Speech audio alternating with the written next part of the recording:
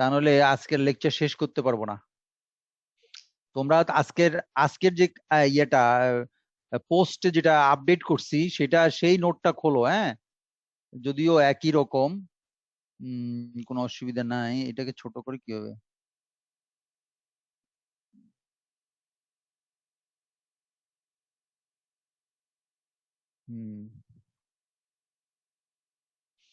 দেখতে পাচ্ছ আমি যে ওপেন করছি, তোমরা দেখা যাচ্ছে অ্যান্টেনা ইকুইভ্যালেন্ট সার্কিট।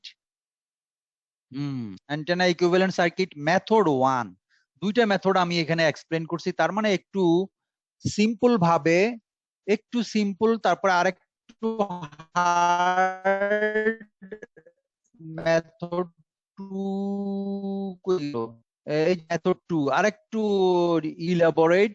তারপরে 3 নম্বর এটা হচ্ছে উইথ ট্রান্সমিশন লাইন। হ্যাঁ, এটা একটু একটু তো এটার অ্যানালাইসিসটা দেখাই নাই, এটা একটু কমপ্লিকেটেড বলে এটা দেখাই নাই, শুধু একটা প্রবলেম দেখাইছি। এই তাহলে মেথড 1 এন্ড মেথড 2 এই দুটো হচ্ছে আমাদের এই যে without transmission line. Without transmission line এর অর্থ হচ্ছে, আমি যদি তোমাদের বলি যে নর্মালি আমরা একটা ট্রান্সমিটিং স্টেশন অথবা রিসিভিং স্টেশন থেকে যখন আমরা সিগন্যাল অ্যান্টেনায় পাঠাই, যখন জিনিসটা ট্রান্সমিটিং মোড হয় অথবা রিসিভিং মোডই হোক না কেন, তাহলে তখন আমাদের কি হয় যে সিগন্যাল প্রসেসিং ইউনিট থেকে একটা ট্রান্সমিশন লাইন দিয়ে, হ্যাঁ, অ্যান্টেনা পর্যন্ত সিগন্যালটাকে নেওয়া হয়। তাহলে সিগন্যাল প্রসেসিং ইউনিট মানে একটা ইলেকট্রনিক্স বক্স, তারপরে হবে একটা কেবল, তারপরে হবে অ্যান্টেনা। ওই ট্রান্সমিশন লাইন যদি বাদ দেই তাহলে অ্যানালাইসিসটা কিছুটা সিম্পল হয়। এই আমার উদ্দেশ্য বুঝতে পারছো তোমরা? রাজশ্রী, রাজশ্রী বুঝতে পারছো কি বলতে? যে কোনো ওয়্যারলেস সিস্টেমের 3টা ইউনিট, যে কোনো ওয়্যারলেস সিস্টেমের রিসিভিং ইউনিটই হোক আর ট্রান্সমিটিং ইউনিটই হোক, তার মেইন 3টা অংশ। একটা হচ্ছে ইলেকট্রনিক বক্স, যেখানে সিগন্যাল প্রসেসিং হয়। সেই ইলেকট্রনিক্স বক্স থেকে একটা কেবল দিয়ে সিগন্যাল অ্যান্টেনা পর্যন্ত নেওয়া হয় অ্যান্টেনা থেকে ট্রান্সমিট করার জন্য। এটা হলো ট্রান্সমিটিং মোড। রিসিভিং মোডে অ্যান্টেনা থেকে সিগন্যাল রিসিভ করে তোমার ট্রান্সমিশন লাইন দিয়ে এনে এটাকে সিগন্যাল প্রসেসিং ইলেকট্রনিক বক্সের মধ্যে ঢুকানো হয়। ওখান থেকে সিগন্যালটাকে রিকভার করে তারপরে যদি অ্যাম্পলিফাই কি বলে স্পিকার হয় স্পিকারে দেওয়া হয়, যদি একটা মোটর হয় মোটরে দেওয়া হয়, যাই হোক অ্যাপ্লিকেশনের দিকে চলে যায়। তো যে কোনো ট্রান্সমিটিং বা রিসিভিং যে কোনো ব্লকে 3টা এসেনশিয়াল এলিমেন্ট বা ডিভাইস থাকে। একটা হচ্ছে সিগন্যাল প্রসেসিং ইলেকট্রনিক বক্স, আরেকটা হলো ট্রান্সমিশন লাইন, আরেকটা হচ্ছে অ্যান্টেনা। তো আজকে আমরা ইলেকট্রনিক বক্স থেকে সোজাসুজি অ্যান্টেনায় কানেকশন দিব এবং সেই ট্রান্সমিশন লাইনটাকে আপাতত আপাতত এটাকে দেব না, মানে এটাকে আপাতত উমিট করে রাখবো। সেই জন্য এই মেথড 1-এ আমি লিখছি, দেখো খেয়াল করে, let us consider an antenna in transmission mode. A generator is assumed to be connected with an antenna at points A and B without a transmission line as shown in figure 3. এই যে নিচের figure 3, এটা আগের নোটে এইভাবেই ছিল, এই জন্য ফিগার 3 1 দিয়ে শুরু হয় নাই, ফিগার 3 দিয়ে শুরু হয়েছে। দেখো একটা জেনারেটর, সেই জেনারেটরের আউটপুট ভোল্টেজ ভিজিআইজি সোজাসুজি এ এবং বি পয়েন্টে এসে অ্যান্টেনার সঙ্গে লেগে গেছে। তো এই অ্যান্টেনাটা পাওয়ার রেডিয়েট করছে, সেখান থেকে রেডিয়েটেড পাওয়ার রেডিয়েট হয়ে যাচ্ছে ট্রান্সমিটিং মোডে। এখন এখন আমরা the impedance of the antenna is represented by ZA antenna impedance, which consists of a resistive part RA and reactive part XA. এই যে ইকুয়েশন 1 দিয়ে দেখানো হলো, এটা আমি আগেও তোমাদের বলে গেছি, প্যারামিটার যখন বুঝাই গেছি তখন অ্যান্টেনার ইম্পিডেন্সকে এইভাবে লেখে, এটা আমি বুঝাই গেছি তোমাদের। ZA equal to RA plus JXA, তাহলে অ্যান্টেনা ইম্পিডেন্স। এইবার জেনারেটরের যে ইম্পিডেন্স, সেটা যদিও এখানে দেখানো হয় নাই কিন্তু ইন্টারনাল একটা ইম্পিডেন্স আছে ZG, সেটাকে আমরা RG প্লাস JXG এই ইম্পিডেন্স এইভাবে দিয়ে প্রকাশ করলাম ইকুয়েশন নাম্বার 2 দিয়ে। এইবার চলে আসো এবার চলে আসো দে, if we assume that the voltage across the generator is VG, then the antenna with the generator can be represented by an equivalent circuit as shown in figure 4. Figure 4 এ তার equivalent circuit দেখানো হয়েছে, এই যে figure 4। Figure 4 এ দেখো কি সে ভিজি আছে, আর এই দুটো মিলে আর জি এন্ড এক্স জি, এই দুটো মিলেই হলো ওর ইম্পিডেন্স জেড জি। এবং এ এবং বি পয়েন্টে অ্যান্টেনার সঙ্গে লাগানো হলো, নিচে লেখা আছে জেনারেটর অ্যান্টেনা। ট্রান্সমিশন লাইন কিন্তু নাই, খেয়াল করে দেখো। এবং অ্যান্টেনার ইম্পিডেন্স তো দুটো অংশ, একটা রেজিস্টিভ পার্ট, একটা রিয়েক্টিভ পার্ট। এটাকে বলা হয় equivalent circuit of an antenna connected with generator. তাহলে এই ইকুইভ্যালেন্ট সার্কিট থেকে দেখা যাচ্ছে, দেখো যে সোর্স থেকে, যে জেনারেটর থেকে যে ভোল্টেজটা, এই ভোল্টেজ একটা কারেন্ট সাপ্লাই করে আইজি, যে যা সিরিজে প্রবাহিত হচ্ছে, সিরিজে ফ্লো করছে। তো সিরিজে যদি ফ্লো করে তাহলে এটার আমরা ক্যালকুলেশন এই নেটওয়ার্ক থিওরির মতো ক্যালকুলেশন দিয়ে যদি করি সার্কিট অ্যানালাইসিস, তখন আমাদের এখানে এই সার্কিটে দেখা যাচ্ছে টোটাল ইম্পিডেন্সটাকে আমরা জেড টোটাল দিয়ে লিখলাম ইকুয়েশন নাম্বার 3। ইকুয়েশন নাম্বার 3 দিয়ে প্রকাশ করলাম জেড জি প্লাস জেড এ, এবং এটা ডিটেইলস এখানে আছে। এবার কারেন্ট যদি বের করি তাহলে ভোল্টেজকে টোটাল ইম্পিডেন্স দিয়ে ভাগ করতে হবে, তাহলে আমি কারেন্ট পাবো voltage divided by total impedance, এবং সেটা ইকুয়েশন নাম্বার 4 দিয়ে প্রকাশ করা হলো। এবং ইকুয়েশন নাম্বার 4 এর এটা কিন্তু তোমার কমপ্লেক্স, যেহেতু এটা ম্যাগনিটিউড নিলাম, ম্যাগনিটিউড নিলাম ইকুয়েশন নাম্বার 5 দিয়ে রিপ্রেজেন্ট করা হলো। ম্যাগনিটিউড এইভাবে নেওয়া হয়।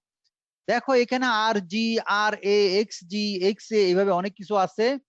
এখন যদি আমাদের ম্যাক্সিমাম পাওয়ার ট্রান্সফার করতে হয় অ্যান্টেনাতে, তখন ম্যাক্সিমাম পাওয়ার ট্রান্সফার থিওরেম আমাদের অ্যাপ্লাই করতে হবে। সেই ম্যাক্সিমাম পাওয়ার থিওরেম যদি অ্যাপ্লাই করি তাহলে দেখা যায় এখানে কি লেখা আছে, the power generated in the antenna system has two parts. One part of power will be dissipated in the internal resistance of the generator. Generator যে internal resistance থাকে সেখানে সে dissipate করবে হিট আকারে, এবং other part will be delivered to the antenna, যেটা আমাদের কাজে লাগবে। But the generator will deliver maximum power to the antenna if, যেহেতু কমপ্লেক্স এই এমপি ইম্পিডেন্স গুলো, সেই জন্য conjugate matching of load occurs. এই জন্য কনজুগেট ম্যাচিং লাগবে। কনজুগেট ম্যাচিং না হলে তুমি ম্যাক্সিমাম পাওয়ার ট্রান্সফার করতে পারবে না। এবং কনজুগেট ম্যাচিং এর এই রিকোয়ার্ড ফর্মুলা হচ্ছে, কন্ডিশন হচ্ছে যে আর রেজিস্টিভ পার্টটা ইকুয়াল হতে হবে, আর রিঅ্যাক্টিভ পার্টটা কনজুগেট হইতে হবে, মানে মাইনাস অফ আগেরটা। এইভাবে 6, 7 এই কন্ডিশন দিয়ে আমরা এই ম্যাক্সিমাম পাওয়ার ট্রান্সফার হওয়ার কন্ডিশনটা বুঝালাম যখন আমাদের ইম্পিডেন্সটা কমপ্লেক্স। তাহলে এবার আমরা এইগুলি অ্যাপ্লাই যদি করি তাহলে দেখা যায় এই যে আইজি, ভিজি, হ্যাঁ, এগুলাকে আমরা এইভাবে লিখতে পারি। এই যে ইকুয়েশন নাম্বার 9, 10 এইভাবে লিখতে পারি। এইভাবে এই যে লিখলাম বিভিন্ন ইকুয়েশন দিয়ে ইন টার্মস অফ আরজি, মানে জেনারেটরের ইন্টারনাল রেজিস্ট্যান্সের টার্মে প্রকাশ করা হলো। এইবার আচ্ছা, হ্যাঁ, এখন জেনারেটরের যে ইন্টারনাল রেজিস্ট্যান্স যেটা আছে, ইন্টারনাল ইম্পিডেন্স যেটা আছে, সেই ইন্টারনাল ইম্পিডেন্স হলো আর জি প্লাস এক্স জি।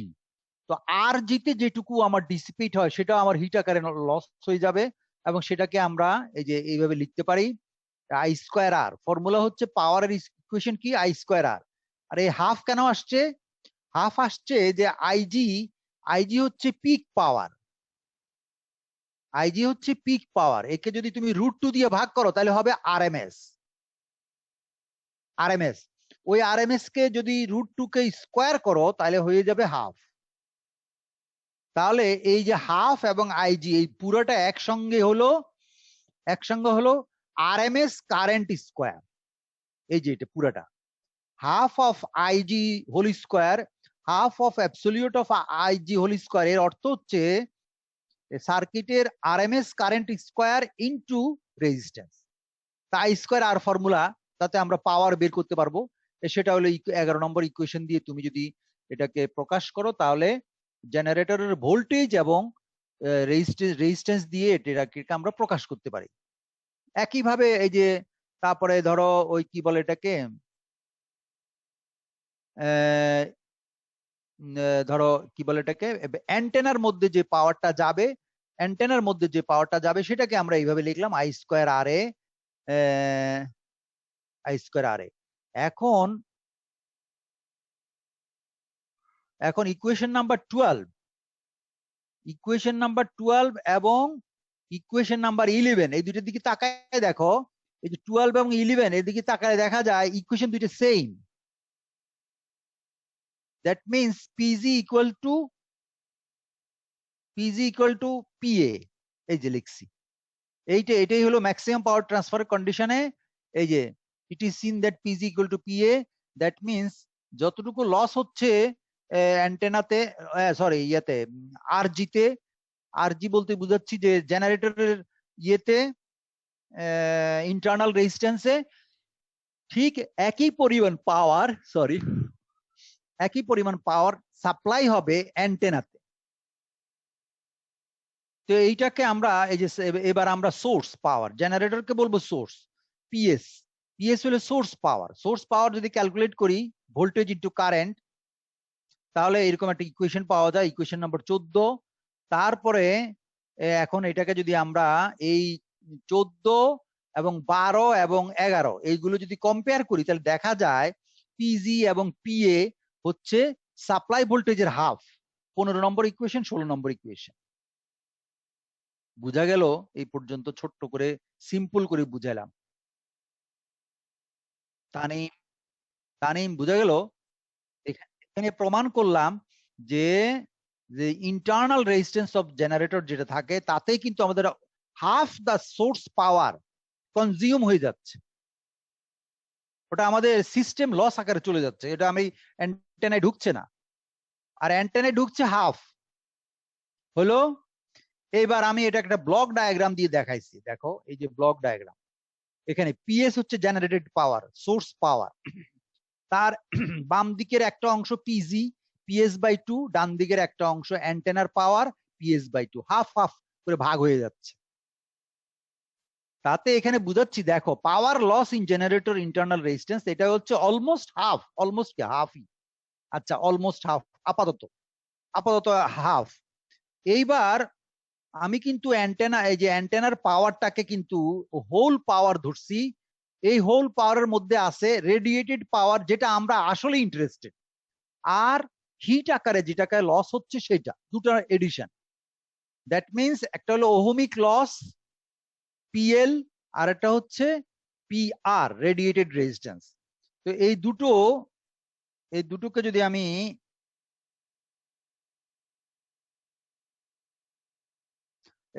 যদি আমি আবার একটু ইলাবোরেটলি এখানে ইয়ে করি, দেখাই মেথড টুতে দেখাই, তখন এই দেখো ইম্পিডেন্সটাকে আমি এইভাবে লিখছি, এই যে আর এ হচ্ছে অ্যান্টেনা রেজিস্ট্যান্স, সেটাকে দুই ভাগে ভাগ করলাম, RL এবং RR। এবং এটা করার পরে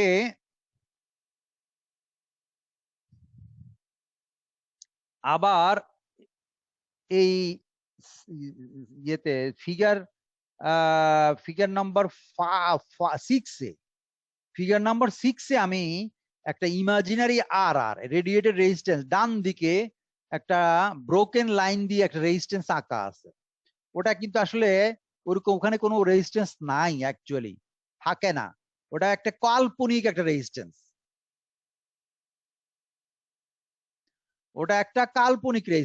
যেটা আমাদের এয়ারের মধ্যে পাওয়ার যে রেডিয়েট হচ্ছে তার সঙ্গে কোরিলেট করে একটা রেজিস্ট্যান্স এখানে বসানো হয়েছে, যে অ্যাজ ইফ এই রেজিস্ট্যান্সে যে পাওয়ারটা ড্রপ হচ্ছে, কনজিউম হচ্ছে, সেটাই রেডিয়েট হচ্ছে এয়ারে। সেটাই আমরা ইন্টারেস্টেড, সেটাই আমাদের রিকোয়ার্ড রেডিয়েটেড পাওয়ার ফ্রম অ্যান্টেনা।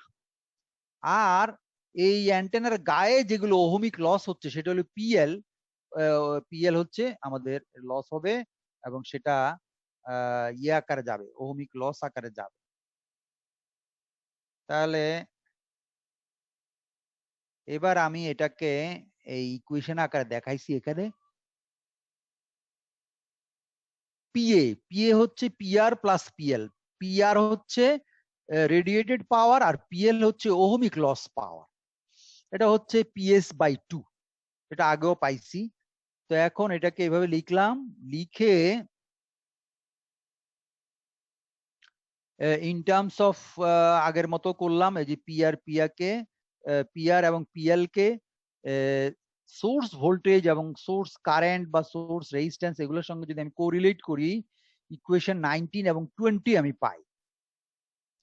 19 এবং 20 পাই, সেখান থেকে কি বোঝা গেল যে PA equal to PR plus PP. এখানে এই যে এখানে আমি ইকুয়েশন নাম্বার 22 এবং 23 তে দেখালাম যে নরমালি পিএলটা হচ্ছে পিএ, পিএ হচ্ছে অ্যান্টেনার যে ইনপুট পাওয়ার যেটা দিলাম, সেই ইনপুট পাওয়ারের 1 থেকে 2%, 1 থেকে 2% এই পাওয়ারটা শুধুমাত্র এই সোর্স থেকে ইন্টারনাল রেজিস্ট্যান্সে পাওয়ার কনজিউম হওয়ার বাকি পাওয়ারটা যা অ্যান্টেনায় ঢুকবে তার 1 থেকে 2%, মানে পিএ হচ্ছে অ্যান্টেনা পাওয়ার, তার 1 থেকে 2%। আর পিআরআর হচ্ছে রেডিয়েটেড পাওয়ার হচ্ছে 98 to 99%। এটা হচ্ছে ইয়ের। এবার এটা হলো অ্যান্টেনার পাওয়ারের সঙ্গে পার্সেন্টেজ দেখানো হয়েছে ইকুয়েশন 22 এবং 23-এ। অ্যান্টেনার পাওয়ারের সাথে পার্সেন্টেজ দেখানো হয়েছে। এবার আমরা সাপ্লাই পাওয়ারের পার্সেন্টেজ হিসেবে যদি দেখি সাপ্লাই পাওয়ার, তাহলে দেখা যায় পিএল হচ্ছে 0.01 of PS, that means 1% of PS, R PR হচ্ছে 49%, ইকুয়েশন নাম্বার 25। সাপ্লাই ভোল্টেজের 49%। তাহলে এখানে কি বলা হলো দেখো, এই কনক্লুশনে কি বলছি, from equation 25 it is seen that it can be said that the radiated power from antenna will be about 49% of the total generated power PS. For the antenna radiation purpose, it is very important to make PR as large as possible. PR কে যত বাড়াইতে পারবা তত ভালো। In comparison to PL হচ্ছে উপরের equation 24 number equation, which must represent in any practical antenna, present, which must present in any practical antenna. Loss এটা প্রত্যেকটা practical অ্যান্টেনায় থাকবেই, এবং আমরা এটা থেকে পিআর কে কম্পেয়ার করে যত বেশি করতে পারবো তত আমাদের লাভ। তবে এই নিচের ছবিতে আমি দেখালাম, দেখো যত চেষ্টাই করি না কেন কতটুকু পাওয়ার আমি অ্যান্টেনা দিয়ে সাপ্লাই করতে পারবো। এই দেখো পিএস জেনারেটেড পাওয়ারের হাফ চলে যাচ্ছে, হাফ কনজিউম হচ্ছে আমার ইন্টারনাল রেজিস্ট্যান্সে, আর বাকি হাফ অ্যান্টেনায় আসছে। যে পিএ হচ্ছে অ্যান্টেনা পাওয়ার, এই হাফের মধ্যে অ্যান্টেনা পাওয়ারের হাফের মধ্যে আবার পিএল একটা অংশ ওহমিক কন্টাক্টে ওহমিক রেজিস্ট্যান্সের জন্য লস হয়ে যাচ্ছে, আর পিআর যেটা অ্যান্টেনা রেডিয়েশনের সঙ্গে অ্যাসোসিয়েটেড সেটা আমার কাজে লাগে। তাহলে দেখো, তাহলে এখানে পিজি হচ্ছে লস, এটা হচ্ছে পিএস এর হাফ, এবং এখানে লস হচ্ছে আবার ওহমিক, অ্যান্টেনার ওহমিক লস। তার মানে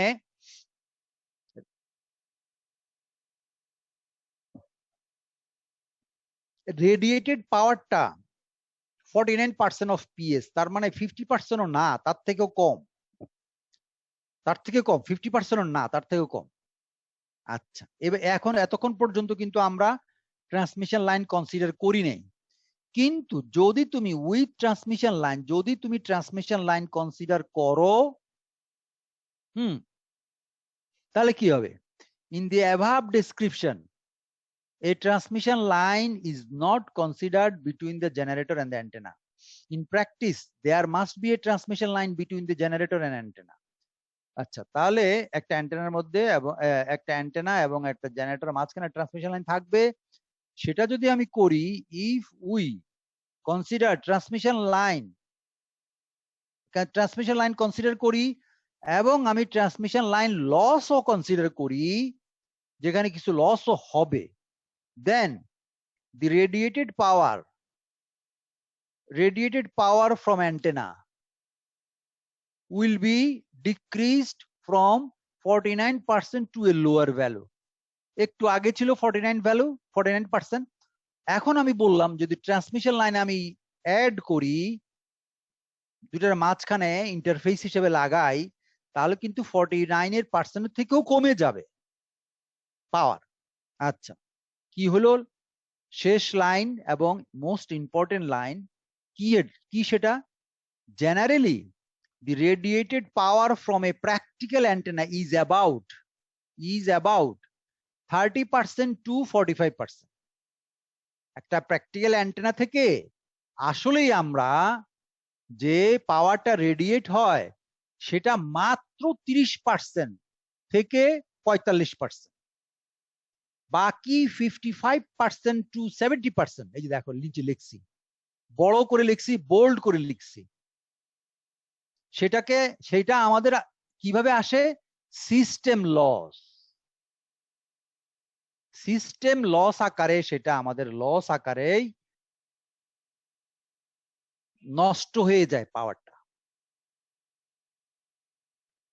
তাহলে এই পর্যন্ত যে থিওরি পড়ালাম, তাতে তুমি চিন্তা করে দেখো, যদি আমি 100 ওয়াট পাওয়ার জেনারেট করি, 100 ওয়াট পাওয়ার, তাহলে আমি মাত্র 55 ওয়াট থেকে 30 ওয়াট থেকে 45 ওয়াট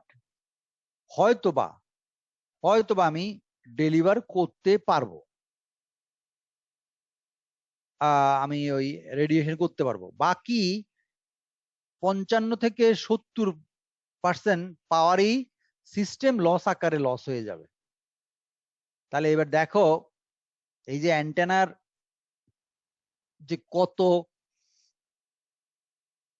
কত প্রবলেম। এবার দেখো একটা অ্যান্টেনায় যদি সেই আউটার স্পেসে তুমি কমিউনিকেট করতে হয়, যে পাওয়ারটা লাগবে সেই পাওয়ারের 55% থেকে 70% পাওয়ারই লস হয়ে যাচ্ছে আমার, এই বেহুদা লস হয়ে যাচ্ছে, কোনো দরকার নাই বা ইউজলেস ওয়েতে খরচ হয়ে যাচ্ছে।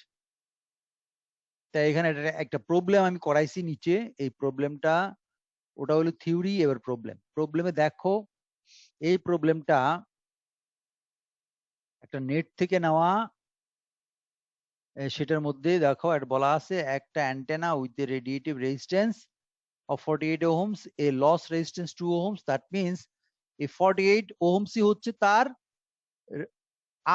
আর রেডিয়েটেড রেজিস্ট্যান্স বা রেডিয়েটিভ রেজিস্ট্যান্স, আর এই যে লস রেজিস্ট্যান্স হচ্ছে আরএল হচ্ছে অনলি 2 ohms। তারপরে reactance of 50 ohm is connected to a generator with open circuit voltage of 10 volt and internal impedance of 50 ohms via a λ/4 long transmission line with characteristic impedance of 100 ohms. তো একটা characteristics, একটা transmission লাইনের টুকরাও লাগানো হয়েছে মাঝখানে, এখানে ছাড়ে নাই ওরা, এবং তার ক্যারেক্টারিস্টিক্স ইম্পিডেন্স ওরা ধরছে 100 ohms। তাহলে এই অবস্থায় আমাদেরকে বলছে determine the power supplied by the generator, determine the power radiated by the antenna. Antenna থেকে যে পাওয়ারটা রেডিয়েট করবে সেই পাওয়ারটা ক্যালকুলেট করো, এবং জেনারেটেড পাওয়ার পিএস, টোটাল জেনারেটেড পাওয়ার পিএস কত। তাইলে আমরা একটা রেশিও বের করে একটা অনুমান করতে পারবো যে আসলে একটু আগে যে আমি উপরে থিওরিটিক্যাল অ্যানালাইসিস করলাম যে এটার এত পার্সেন্ট হতে পারে, প্র্যাকটিক্যালের বেলায় এত পার্সেন্ট, সেইটার একটা সিম্পল এক্সাম্পল। আচ্ছা, সেই এক্সাম্পলে এখানে যা বলা আছে সেই অনুযায়ী আমরা এখানে আমাদের প্রবলেমে আমরা লিখছি, গিভেন দ্যাট, মানে এটা আমাদের প্রবলেমে দেওয়াই আছে, জেড এ কে ডিটেলসে লিখলে আর এল আর আর এগুলো লিখে তাদের ভ্যালু বসাইলাম, এই ভ্যালু বসালাম 2 ohms 48 ohms 50 ohms এগুলো দিয়ে দিছে।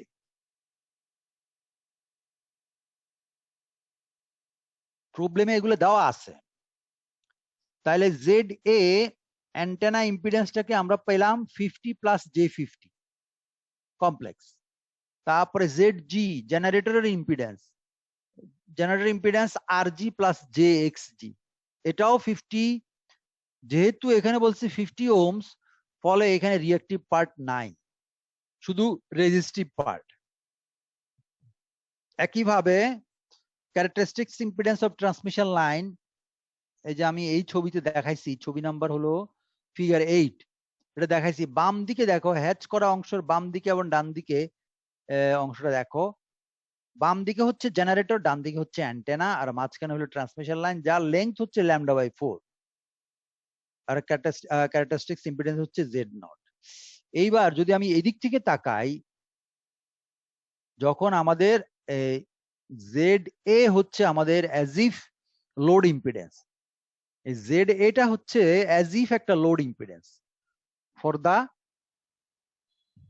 Left part of the circuit. তাহলে এগুলা আমরা দেখালাম। এবার আমরা অ্যানালাইসিসে যাই। ফ্রম ফিগার 8, ফিগার 8 এ যদি আমি লেফট অংশটা যদি আমি, আচ্ছা ফিগার 8 এ এটা বলা হয়েছে, it is seen that the antenna impedance ZA, এই ZA টা অ্যাকচুয়ালি ট্রান্সমিশন লাইনের লোড ইম্পিডেন্স হিসেবে আসে, as if এটা load impedance for transmission line. এই দুটো অংশ যদি চিন্তা করি আমরা, শুধু শুধু ট্রান্সমিশন লাইন এবং অ্যান্টেনা যদি আমরা কনসিডার করি, হ্যাঁ,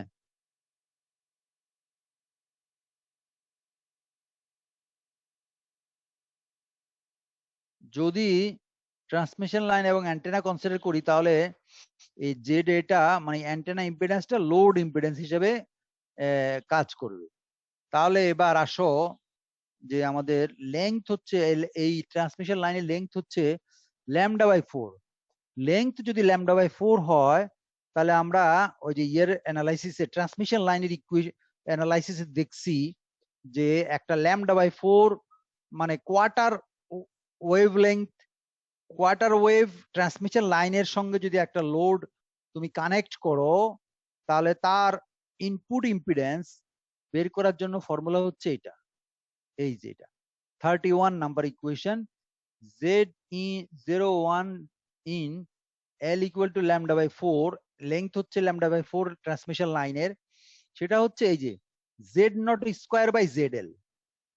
তোমরা কি দেখতে পাচ্ছ এই যে আমি কার্সরটা নাড়াচাড়া করছি? শাকিল, দেখা যাচ্ছে এই অংশটা Z0 স্কয়ার বাই ZL, এইটাই হচ্ছে আমাদের λ/4 লাইনের ইনপুট ইম্পিডেন্স।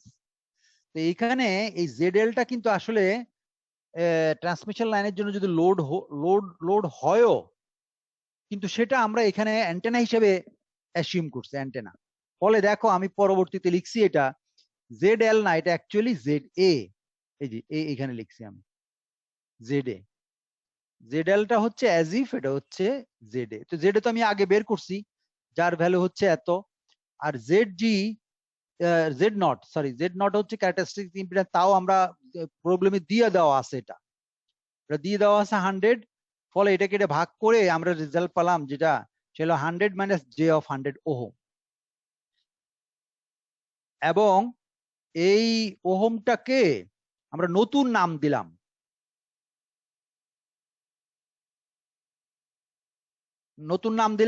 ZA new. বুঝা গেল? নতুন নাম দিলাম ZA নিউ। এটা হচ্ছে অ্যান্টেনা ইম্পিডেন্স নিউ। আগের যে অ্যান্টেনা ইম্পিডেন্স ZA ছিল তার থেকে এটা আলাদা। এবং সেটা কিরকম ZA নিউ কেন করলাম, এই দেখো তুমি ছবিটা দেখলে বুঝবা। এই ছবিতে এই ZA এবং Z0 এই অংশটা, এই রাইটের এই দুইটা অংশ মিলেয়া, ট্রান্সমিশন লাইন প্লাস অ্যান্টেনা, এই দুটো অংশ মিলেয়া নতুন একটা ইম্পিডেন্স আমরা ডিফাইন করলাম, যেটাকে বললাম Z in not equals to ZA new. এই দুটাকে ZA নিউ দিয়ে রিপ্রেজেন্ট করলাম। বুঝা যাচ্ছে?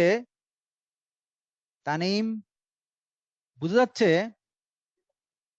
মানে ওই রাইট অংশ দুটাকে একসঙ্গে করে নতুন করে এই যে জেড ইন এর নট এর ইকুয়েশন দিয়ে এটাকে বের করে এটাকে নতুন নাম দিলাম এটা।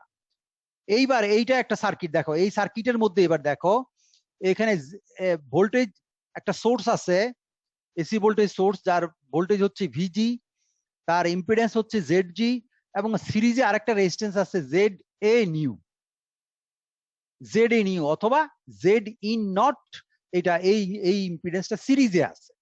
তাহলে সিরিজে থাকলে এই সার্কিটের যদি কারেন্ট বের করতে হয়, কারেন্ট আইজি যদি আমরা বের করি, তাহলে কি করতে হবে? টোটাল ইম্পিডেন্স বের করতে হবে। টোটাল ইম্পিডেন্স এই যে বের করছি, total impedance z g plus z g new, equation number 31। দেখো বুঝতে পারতেছো কিনা? বুঝা যাচ্ছে? হ্যাঁ, এই টোটাল ইম্পিডেন্স বের করলাম।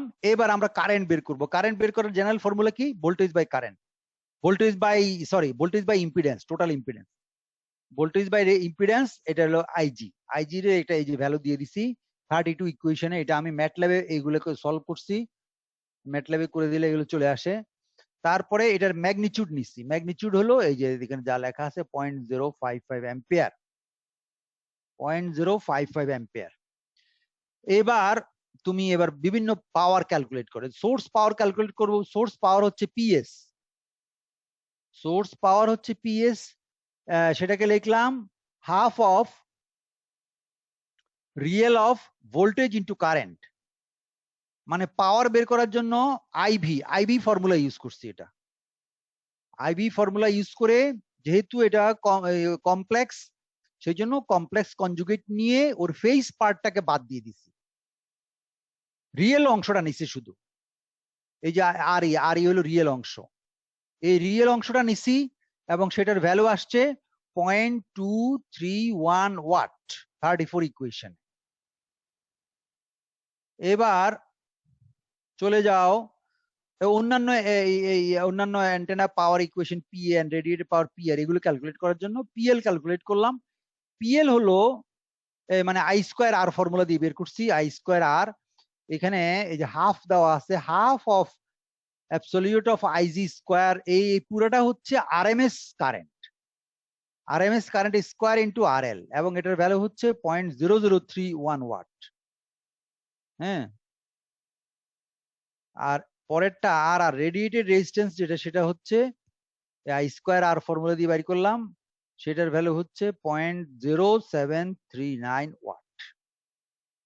এখন যদি একটা রেশিও করে বের করে দেখি যে রেডিয়েটেড পাওয়ার পিআরটা, যদি আমরা, যেটা অ্যাকচুয়ালি আমরা ইন্টারেস্টেড, আমরা লসে ইন্টারেস্টেড না, লস তো আমাদের লসই, শুধু এইটাই আমাদের পিআরটাই আমাদের ইন্টারেস্টেড পাওয়ার, যেটা আমাদের টার্গেট, সেটা হচ্ছে দেখো পিএস এর মাত্র 32%।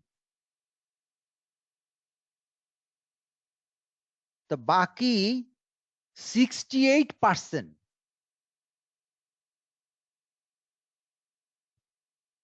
বাকি 68% of the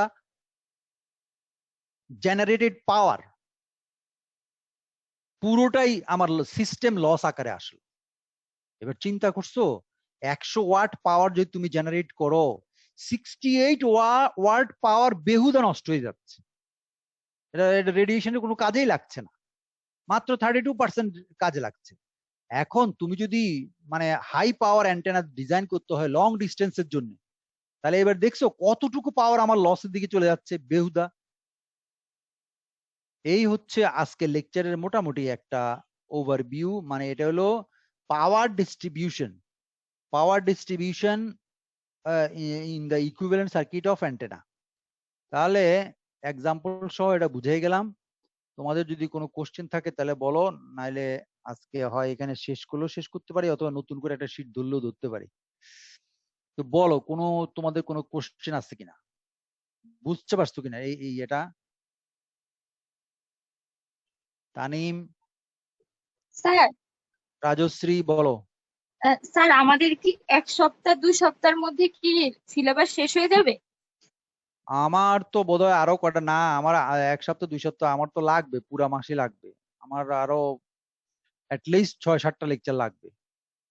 অ্যান্টেনা তো আমি মাত্র ঢুকলাম, এবং কতগুলি পার্টিকুলার অ্যান্টেনা পড়াবো যতটুকু পারে। মোটামুটি আরো মনে করে এই মাসটা যদি পুরো নিতে পারে ভালো। কটা ক্লাস লাগবে? অ্যাটলিস্ট 5-6টা। তো যদি এর মধ্যে দুই একটা যদি বাড়াইতে পারি তাহলে ভালো হয়। তোমাদের সঙ্গে একটু রিভিউ ক্লাস নিলাম, বা কোনো প্রবলেম থাকলে বললা, এটা ডিসকাস করলাম এগেইন এন্ড এগেইন। এই আদারওয়াইজ এইভাবে চলবে। তোমার কি এখন এই লেকচারের উপরে আর এই কোনো কোশ্চেন আছে কিনা সেটা বলো। এটা বুঝি নাই, ওটা বুঝি নাই, বা কিছু বুঝা গেল কিছু? এটা হ্যাঁ না কিছু বলো। আমরা এটা বুঝা গেছে। তাহলে ইকুইভ্যালেন্ট সার্কিট এবং এটা যদি বোঝা যায় এখান থেকে পাওয়ার ডিস্ট্রিবিউশন, এরপরে আমরা নেক্সট একটা টপিক চলে যাব, সেটা হলো হার্জিয়ান ডাইপোল।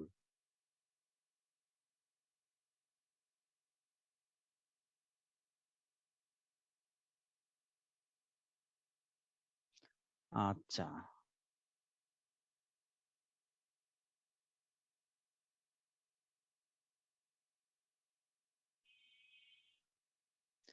হ্যাঁ এটার কিন্তু পিডিএফ করি নাই, অতএব এটা কি তোমরা দেখতে পাচ্ছ?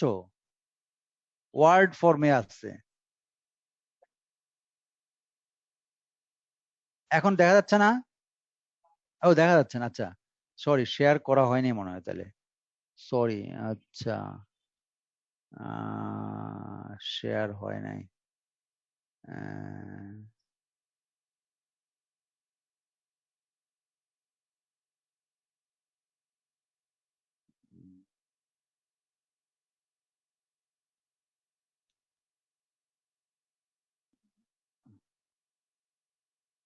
এবার দেখতে পাচ্ছ?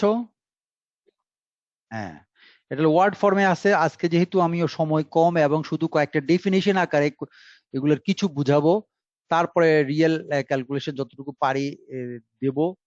তো কতটুকু পারি আগাইতে পারি আজকে দেখি। হ্যাঁ, যেহেতু সময় কম আমাদের শেষ করতে হবে, চেয়ারম্যান দিয়ে দিবে একটা ডেট। এবার আসো, এবার পার্টিকুলার এখন তো তোমাদের আমি মোটামুটি কিছুটা বলে আসছি। যে জিনিসগুলো বলা হলো সেটা হলো, ধরেই নাও যে অ্যান্টেনা থেকে যদি কোনো পাওয়ার রেডিয়েট করতে হয় তাহলে আমরা 30 থেকে 40% পাওয়ার ট্রান্সমিট করতে পারি, বাকিটা লস আকারে আমাদের নষ্ট হয়ে যায়। তো এখন আমরা পার্টিকুলার অ্যান্টেনা ডিজাইনে চলে আসবো। লিনিয়ার ওয়্যার অ্যান্টেনা, তার দিয়ে যে সমস্ত অ্যান্টেনা বানানো হয় এগুলোর কিছুটা আমরা অ্যানালাইসিস করব।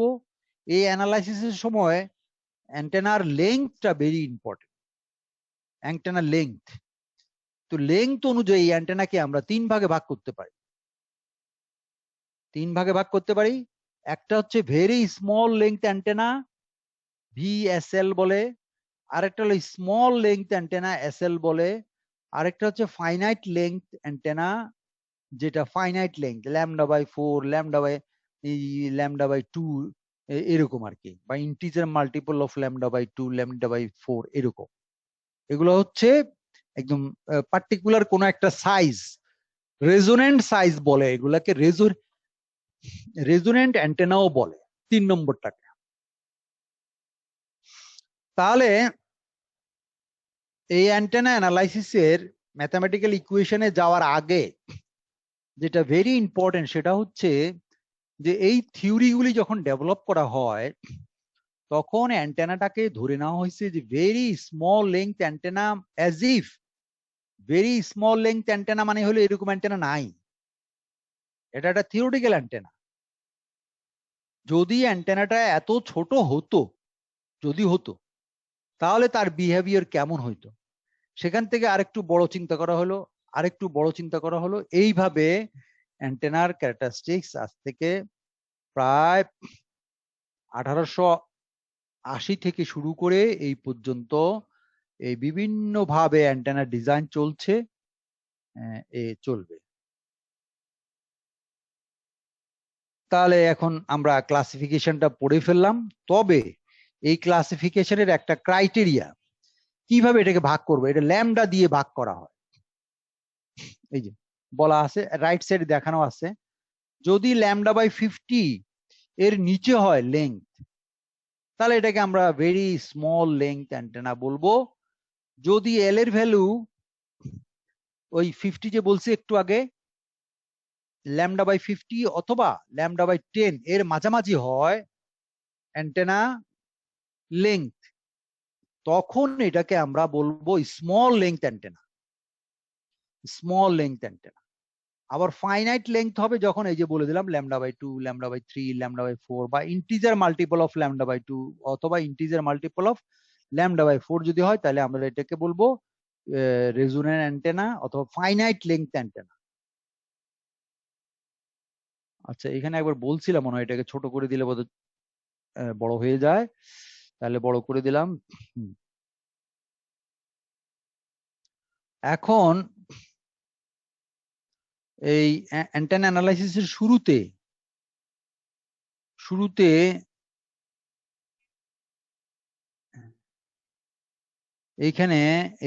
এইখানে কতগুলো অ্যাপ্রক্সিমেশনের ইম্পর্টেন্স রয়ে গেছে, সেই জন্য এই অ্যাপ্রক্সিমেশনটা আগে তোমাদেরকে বুঝাই, তারপরে ওখানে যাব।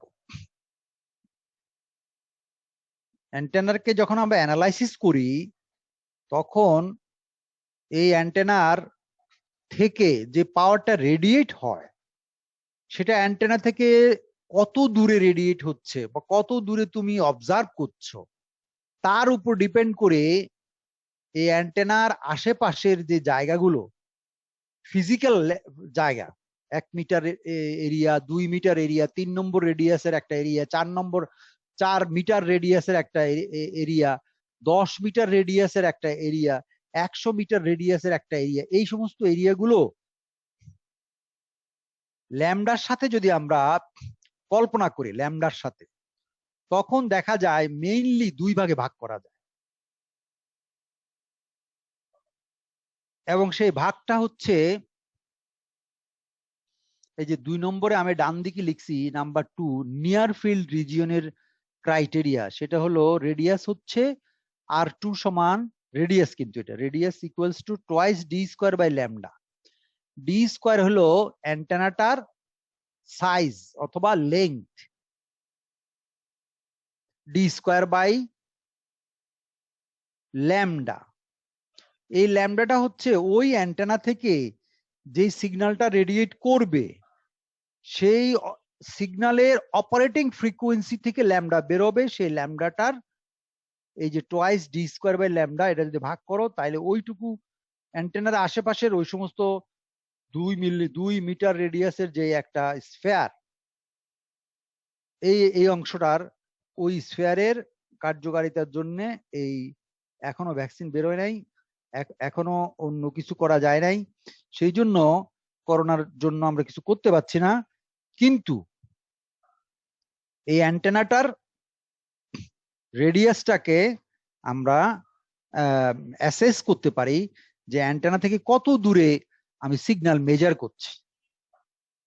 যদি এই অ্যান্টেনার থেকে এই অ্যান্টেনার যে ক্রাইটেরিয়া দেওয়া আছে 2 নম্বরে, তার থেকে যদি রেডিয়াসটা এর থেকে বেশি হয়, তাহলে আমরা সেই ডিস্টেন্স, সেই রিজিয়নগুলিকে বলবো, এই যে লিখছি ফার ফিল্ড রিজিয়ন, 3 নম্বরে লিখছি ফার ফিল্ড রিজিয়ন, যেটা এই যে R2 পরে যে রিজিয়নটা ইনফাইনাইটলি যেটা এস্টাবলিশ করা আছে, সেটাকে আমরা বলবো এই ফার ফিল্ড রিজিয়ন। তাহলে অ্যান্টেনার কাছাকাছি, অ্যান্টেনার আশেপাশের রিজিয়নগুলি যেখানে অ্যান্টেনা থেকে ইলেকট্রোম্যাগনেটিক রেডিয়েশন বেরোয় যাচ্ছে, সেই এরিয়াগুলিকে 2 ভাগে মেইনলি ভাগ করা যায়। একটা বলা হয় নিয়ার ফিল্ড রিজিয়ন, আর একটাকে বলা হয় ফার ফিল্ড রিজিয়ন। নিয়ার ফিল্ডটাকে আবার 2 ভাগে ভাগ করা যায়, এই যে লিখে রাখছি এখানে, একটা হলো রিঅ্যাক্টিভ আর একটা হলো রেডিয়েটিং। দ্যাট মিনস এই রিজিয়নগুলিতে ইলেকট্রোম্যাগনেটিক রেডিয়েশন যেটা হয়, সেটা ঠিক মতে মাপা যায় না, যা রিঅ্যাক্টিভ বলতে বোঝাচ্ছে অসিলেটিং। দ্যাট মিনস ক্যাপাসিটিভ অথবা ইন্ডাকটিভ পাওয়ারটা ওখানে আপ ডাউন করে। ফলে রেডিয়েটেড পাওয়ার যেটা রেডিয়েট হচ্ছে এটা কিন্তু আসলে মানে বোঝা যায় না যে কতটুকু পাওয়ার অ্যাকচুয়ালি রেডিয়েট হচ্ছে। তো ওখানে হলো স্টোর পাওয়ারের থেকে রেডিয়েটেড পাওয়ারটা একটু আলাদা, যেটা অ্যাকচুয়ালি লস হয়ে যাচ্ছে সেটা লস, মানে এটা অন্যরকম লস। এটা হচ্ছে ট্রান্সমিটার থেকে রিসিভার পর্যন্ত যেতে তার যেই পরিমাণ লস, এরপরে সে যেতেই থাকে একসময় গিয়ে ভ্যানিশ হয়ে যায়। তো এটা হলো রেডিয়েটেড পাওয়ারের একটা ক্যারেক্টারিস্টিক্স।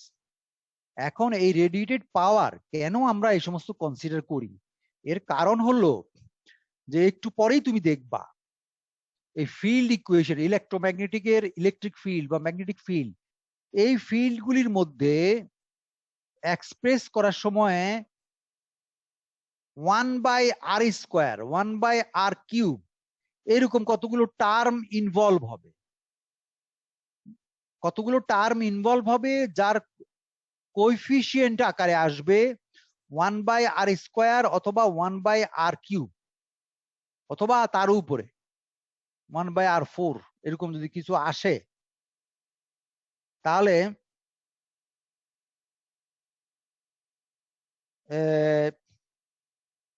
সেগুলোকে আমরা অ্যাভয়েড করতে পারি। হ্যাঁ, সেগুলো আমরা অ্যাভয়েড করতে পারি এই জন্য যে যত দূরে যাব তত আর এর ভ্যালু বেশি, আর স্কোয়ারের ভ্যালু আবার বেশি, আবার আর কিউবের ভ্যালু আরো বেশি।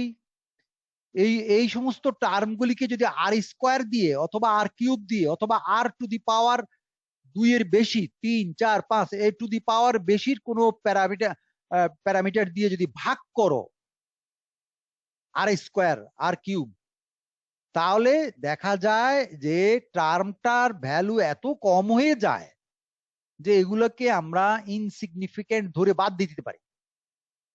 এই বাদ দেওয়াটাকে আমরা বলবো ফার ফিল্ড অ্যাপ্রক্সিমেশন। বুঝতে পারলাম কি দেখো, তোমরা আবার রিপিট করে আবার বোঝার চেষ্টা করো, আমাকে একটু রেসপন্স করো। যে ফার ফিল্ড অ্যাপ্রক্সিমেশন যে আমি বুঝাইলাম, এটা তোমরা বুঝতে পারছো? তানিম, রাজশ্রী? স্যার আরেকবার একটু রিপিট করলে ভালো হয় স্যার। আমি একটু পরেই তোমাদের ইকুয়েশনে যাব, তবে এখন শুধু জাস্ট ডেসক্রিপটিভ বুঝাচ্ছি। একটা টার্ম আসলো, যে এই টার্মটাকে r² দিয়ে ভাগ করতে হবে। r², আর হচ্ছে রেডিয়াস, যেখানে অ্যান্টেনাটা আছে তার থেকে মনে করো এখান থেকে অ্যান্টেনাটা টাওয়ার আছে, ট্রান্সমিট হচ্ছে।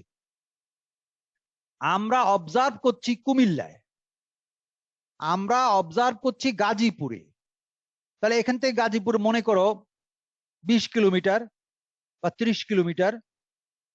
এই যে 30 কিলোমিটার, এই 30 একে যদি স্কোয়ার করো তাহলে হচ্ছে কি 900। তাহলে দেখবা একটু পরেই দেখবা যে ইলেকট্রিক ফিল্ড অথবা ম্যাগনেটিক ফিল্ড যখন এক্সপ্রেস করা হয়, সেই এক্সপ্রেশনের মধ্যে কতগুলো টার্ম ইনভলভ আছে, যেটা r² দিয়ে বা r³ দিয়ে বা r⁴ দিয়ে ভাগ করতে হয়। তাহলে এই ইলেকট্রিক ফিল্ড গুলোর যে টার্ম গুলো শুধু আর দিয়ে ভাগ করতে হয়, সেটাকে রেখে যেগুলো r², r³, r4 এগুলো হায়ার পাওয়ার দিয়ে যেগুলো করতে হয়, ওই টার্ম গুলিকে আমরা আসলে অ্যাপ্রক্সিমেটলি বাদ দেই। কেন বাদ দেই? কারণ আর যদি সিগনিফিকেন্টলি লার্জ হয়, r² আরো লার্জ, ফলে যে টার্মকে r² r³ বা r⁴ এগুলো দিয়ে হায়ার অর্ডার দিয়ে যদি ভাগ করা হয়, তাহলে এদের ভাগফল 0.001 বা 0.00001 এরকম ভাবে একটা ইনসিগনিফিকেন্ট টার্ম আসে। সেটাকে সেই জন্য ওই প্রথম টার্মটা রেখে এই বাকি এই ইনসিগনিফিকেন্ট টার্মগুলিকে বাদ দেওয়াটাকেই বলা হয় ফার ফিল্ড অ্যাপ্রক্সিমেশন।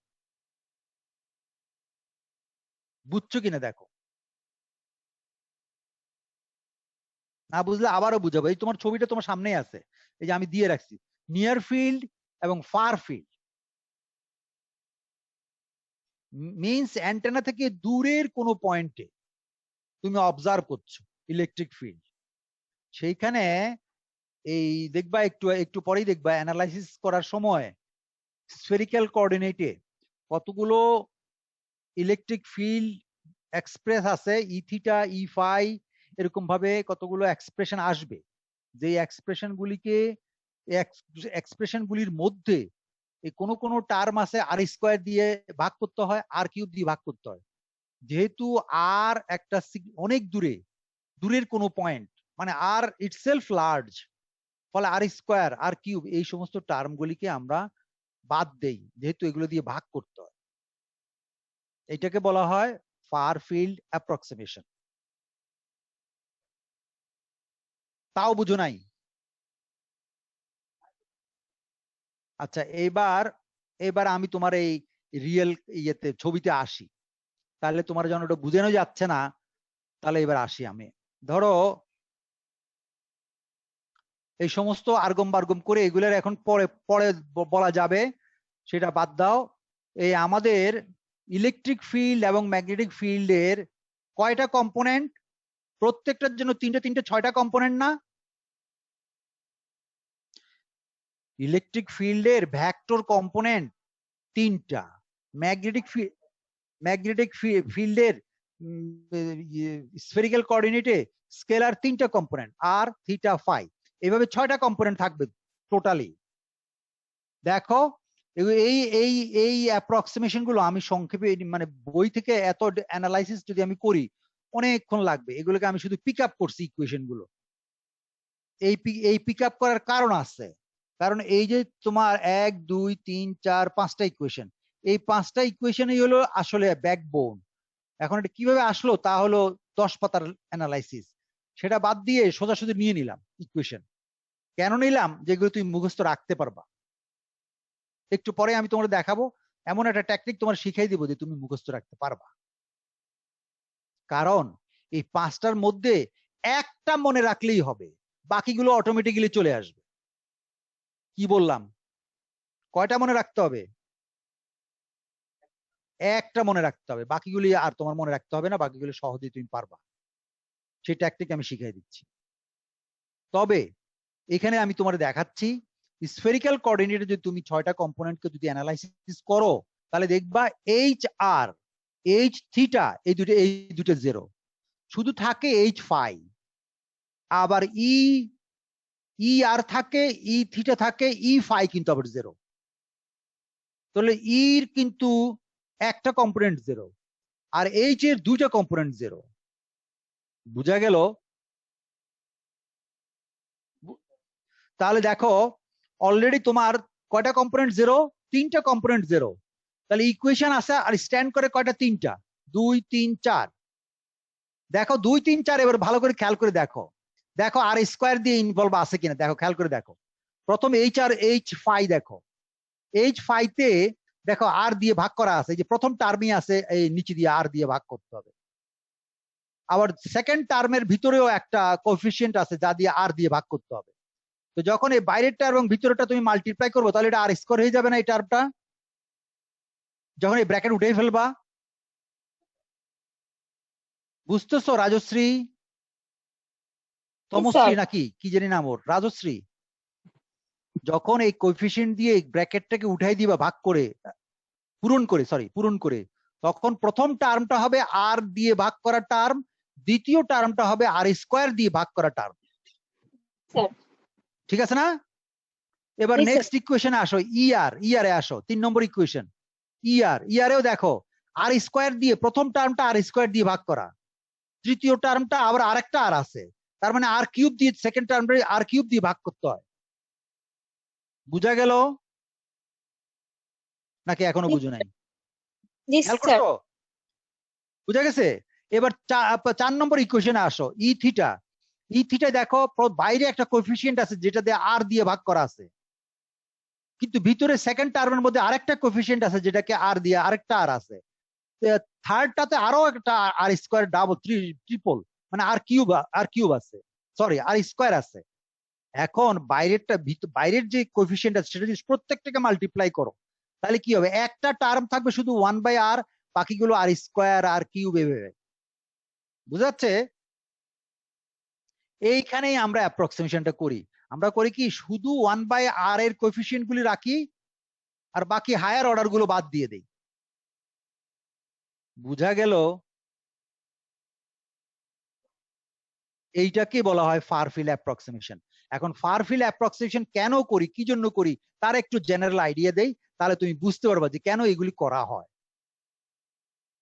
বুঝতে পারলা? হ্যালো, একটু পজ দিলাম। এখন আমি শুধু ডেসক্রিপটিভ কিছু আলোচনা করব। কি রকম, যে তুমি, আমরা যে বলি প্লেন ওয়েভ পড়ে আসছিলাম, ওই যে electromagnetic wave, uniform plane wave পড়ে আসছিলাম না? রাজশ্রী পড়ছিলা? ইউনিফর্ম প্লেন ওয়েভ পড়ে আসছিলাম। জি স্যার। আচ্ছা, তাহলে যদি পড়ে থাকো রাজশ্রী, তোমার জন্য কোশ্চেন, বলো তো ইউনিফর্ম প্লেন ওয়েভের দুই একটা ক্যারেক্টারিস্টিক্স বলো তো। প্রথম ক্যারেক্টারিস্টিক্সটাই বল। 7টা না 8টা 9টা ক্যারেক্টারিস্টিক্স আমরা পড়ছি। প্রথম ইউনিফর্ম প্লেন ওয়েভ আমরা কেন বলি, কি ক্যারেক্টারিস্টিক্স থাকলে, এটা শুধু রাজশ্রীর জন্য প্রশ্ন না, অন্যরাও রিকল করো, মনে করো যে কি ক্রাইটেরিয়া থাকলে আমরা বলি uniform plane wave. Plane wave in general একটা ওয়েভ, যদি ইউনিফর্ম হয় তাহলে ইউনিফর্ম, যদি ইউনিফর্ম না থাকে তাও কিন্তু প্লেন ওয়েভ। প্লেন ওয়েভ হচ্ছে পরে আমি জেনারেল দেখাইছিলাম তোমাদের একবার 3 ডিমেনশনালি দেখাইছিলাম না, প্লেন ওয়েভ। আর যদি সেটা ইউনিফর্ম হয় তাহলে এটাকে কিভাবে ডিফাইন করি বলো তো, ক্রাইটেরিয়া কি? দুই একটা ক্রাইটেরিয়া, যদি প্রথম ক্রাইটেরিয়াটাই মনে করো না, তাহলে তুমি বুঝতে পারবা যে আসলে এই জিনিসগুলো কিন্তু ওতপ্রোতভাবে জড়িত। এই অ্যান্টেনায় কিন্তু ওই জিনিসটাই ইউজ করছি। জি স্যার। স্যার বলো। দুইটা পার্ট থাকবে স্যার। একটা স্যার হচ্ছে ওয়েভের হচ্ছে রিফ্লেক্টেড ওয়েভটা থাকবে, আর হচ্ছে স্যার ইনসিডেন্ট ওয়েভ থাকবে। আরে ইউনিফর্ম প্লেন ওয়েভের একেবারে most most most fundamental characteristics Tanim,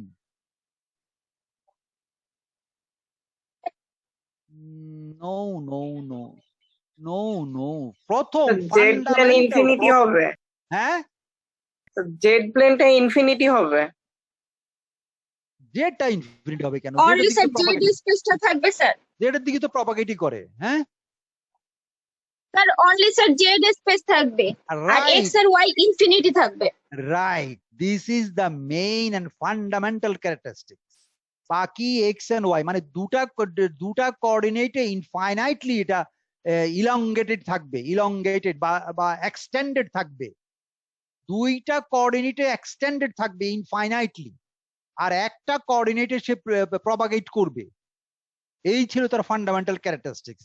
mathematically যদি এটাকে প্রকাশ করতে হয়, কিভাবে আমরা এটাকে পার্শিয়াল ডিফারেন্সিয়েশনে এটাকে প্রকাশ করি, পার্শিয়াল ডিফারেন্সিয়েশনে যদি ম্যাথমেটিক্যালি প্রকাশ করি, তখন কিভাবে আমরা বলি একটা ওয়েভ জেড ডিরেকশনে যাচ্ছে, ইউনিফর্ম প্লেন ওয়েভ, তখন এর ক্যারেক্টারিস্টিক্স স্যার ডেল এক্স আর ডেল বাই ডেল এক্স 0 হবে, আর ডেল বাই ডেল ওয়াই 0 হবে।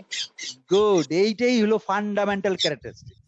তার মানে হচ্ছে দুটা ডিরেকশন, এই যে প্লেন ওয়েভ দুটা ডিরেকশনে ইনফাইনাইট থাকবে, তাহলে দুটা ডিরেকশনে ইনফাইনাইট হয়ে একটা ওয়েভ জেড ডিরেকশনে যাচ্ছে, এটা কি কোনো প্র্যাকটিক্যাল কোনো ওয়েভ হতে পারে?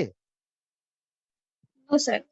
আমি তোমাদের বলছিলাম, এটা পড়ানোর পরেও বলছিলাম যে এইরকম ওয়েভ পৃথিবীতে নাই, কিন্তু আমরা এই ফান্ডামেন্টাল ওয়েভটা পড়ি এই জন্য যে অন্যান্য ওয়েভগুলিকে এটা দিয়ে সিমুলেট করতে পারি। বুঝা গেল?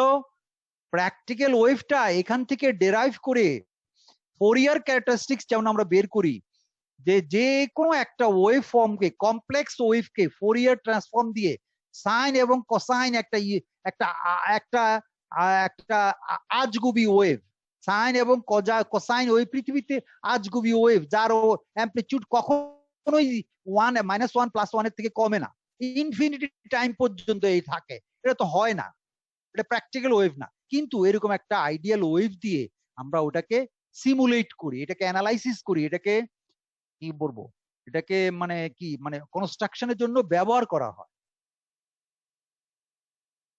ঠিক একই ভাবে প্লেন ওয়েভ বলে পৃথিবীতে কিছু নাই, তারপরও আমরা ওটাকে সিমুলেট করি কিভাবে, এখন তোমার বুঝাচ্ছি। ওই যে ওখানে বলে আসছি ইনফাইনাইট লেন্থ যদি হয় একটা ওয়েভ, তাহলে এরকম হবে।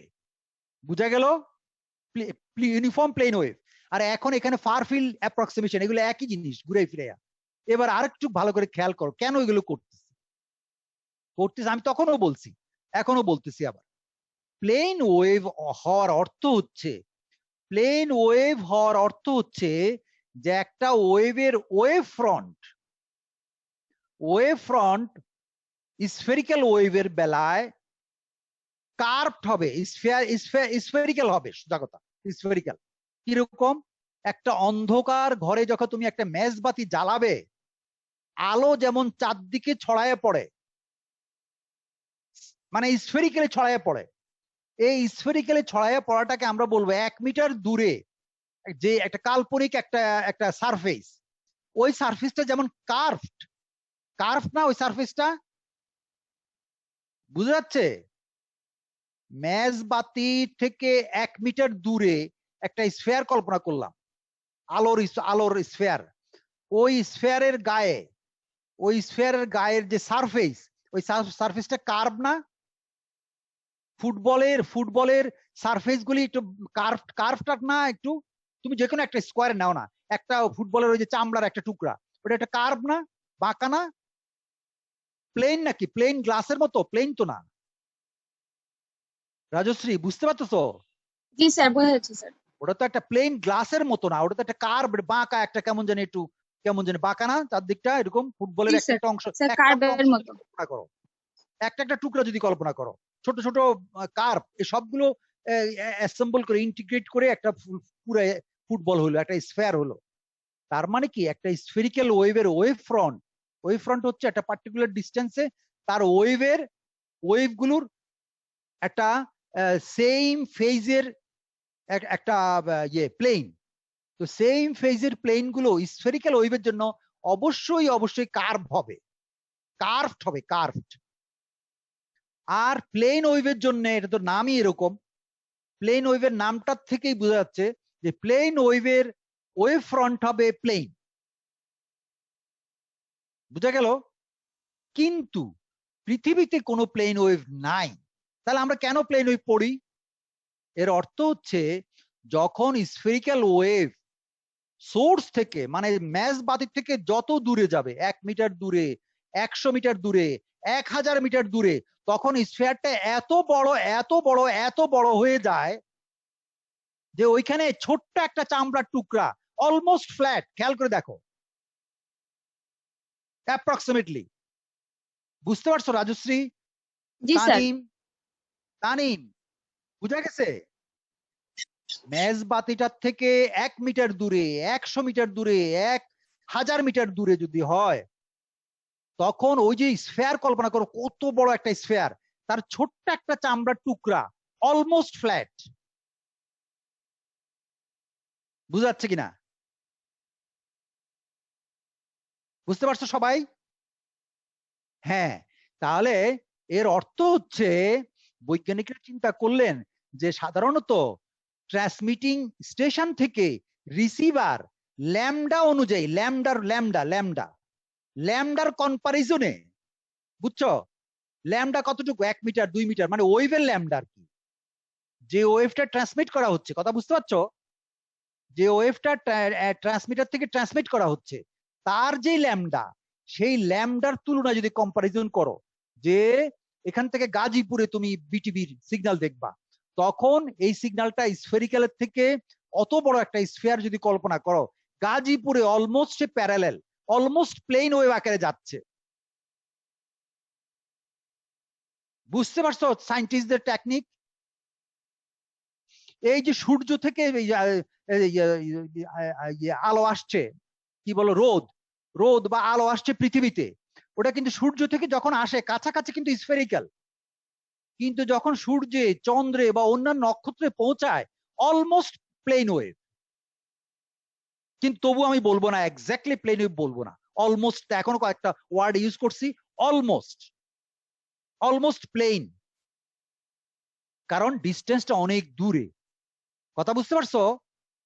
ফিজিক্যাল ডিস্টেন্স যদি অনেক দূরে হয় ল্যামডার তুলনায়, তখন আমরা এটাকে প্লেন ওয়েভ আকারে অ্যানালাইসিস করলেই যথেষ্ট। বুঝতে পারছো কিনা? এই জন্য আমরা ফার ফিল্ড অ্যাপ্রক্সিমেশন ইউজ করি, এবং এই যে অ্যানালাইসিস গুলো এর পরে ফলো হবে, এই দেখবা, এই যে এখন আমি এখানে বুঝে যাচ্ছি এগুলা, এগুলো একটু পরে একদিন এসে ডিটেলস বুঝাবো। আজকে শুধু তোমাকে এই ফার ফিল্ড বোঝানোর জন্যই শুধু এই অংশটা রাখছি। এই অংশটাকে আমি তোমাকে একটু আপডেট করব, করে পিডিএফ করে দিয়ে দিব। শুধু তুমি ফার ফিল্ড, এটা একটা ডেসক্রিপটিভ কোশ্চেন, এটা ম্যাথামেটিক্যাল তেমন কিছু আসবে না, তবে ম্যাথামেটিক্যাল অবশ্যই 1/r² যেটা বুঝাইছি এটাই আসবে একটু পরে। দেখো এখানে এই ইকুয়েশন গুলো পরে ফার ফিল্ড অ্যাপ্রক্সিমেশনে, এই যে ফার ফিল্ড অ্যাপ্রক্সিমেশন বুঝাই গেছে। নেক্সট এই দেখো এখানে আছে, এই দেখো এখানে আসো, ফার ফিল্ড অ্যাপ্রক্সিমেশনে আসো, এই যে ইকুয়েশন নাম্বার 6, 7, 8। দেখো 6, 7, 8 দেখো ভালো করে খেয়াল করে দেখো, একটা বড় করব,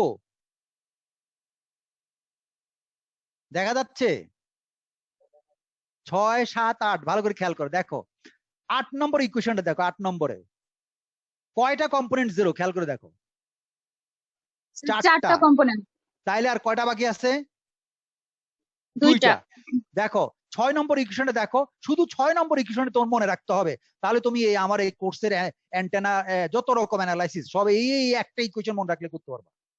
বাকি 7 নম্বর ইকুয়েশন দেখো, শুধু একটা ইটা দিয়ে মাল্টিপ্লাই করতে হয়, আর কিছু না। 7 নম্বরটা শুধু একটা ইটা দিয়ে মাল্টিপ্লাই করলেই 6 নম্বর ইকুয়েশনকে ইটা দিয়ে, ইটা হচ্ছে ওয়েভ ইম্পিডেন্স, মানে ফ্রি স্পেসের ওয়েভ ইম্পিডেন্স 120 পাই। বুঝা গেল? 120 পাই, 120 পাই দিয়ে মাল্টিপ্লাই করলে তুমি 7 নম্বর ইকুয়েশনটা পেয়ে যাবা। তার মানে একটা ইলেকট্রিক ফিল্ড আর একটা ম্যাগনেটিক ফিল্ড, এই দুটো জানলেই যত অ্যানালাইসিস নিচে আছে সব তুমি সমাধান করতে পারবা। কি সোজা না? এই দেখো এই উপরে লেখা আছে ফার ফিল্ড রিজিয়ন অ্যাপ্রক্সিমেশন, সেটা উপরে বুঝে আসছি, এই যে বুঝে আসছি একটু বলে যাই, তারপর তোমরা আজকে আবার পড়ো। আমি এটাকে দেবো আপডেট করে, আপলোড করে, একটু আমার একটু আপডেট করতে হবে, গতবারে লেকচার তো। দেখো for far field region the equations of fields can now be modified. আচ্ছা তোমাদের সময়ও কম, হ্যাঁ নেক্সট ক্লাস আছে, তাহলে আমি ছেড়ে দিচ্ছি। তাহলে আজকে আর রেগুলার বর্ণনা করলাম না, আমি তোমাদেরকে কোয়ান্টিটেটিভ না কোয়ালিটেটিভ ডেসক্রিপশন দিলাম। নেক্সট টাইমে এই যে কোয়ালিটেটিভ ডেসক্রিপশন 1/r এই ম্যাথামেটিক্স নিয়ে শুরু করব, সেই জন্য আজকে শুধু তোমাদেরকে বেশি সময় নিলাম না। তোমরা এই পর্যন্ত এগুলো তো এখন বুঝতে পারবা, এইগুলো করে দিছি। তাহলে কি আজকের লেকচারের উপরে কোনো ইয়ে আছে তোমাদের? কোনো যদি ইয়ে থাকে তাহলে বলো, এটাই আপলোড করে দেবো। তাহলে ঠিক আছে, এটা আপলোড করে দিচ্ছি তাহলে ইয়ে করে। হ্যাঁ তাহলে আমি এটা আপলোড করে দেবো না, হ্যাঁ এটা আপলোড করে দেবো না, দাও ঠিক আছে। তাহলে আমি একটু আপডেট করে পরে যদি দেই, তোমরা পরে এই আপডেটটা নিও। হ্যাঁ এই যে আজকের যে আপডেট দিলাম, রাজশ্রী না তমশ্রী, নিজাম, বুঝতেছো? নিজামকে এই যে বলছি যে তোমাদের নিজাম না কে আছে, তোমরা এই যে অঙ্কটা দিলাম, এটা কিন্তু ইম্পর্টেন্ট, কিন্তু আমি তোমাদের আবার বলে দিচ্ছি।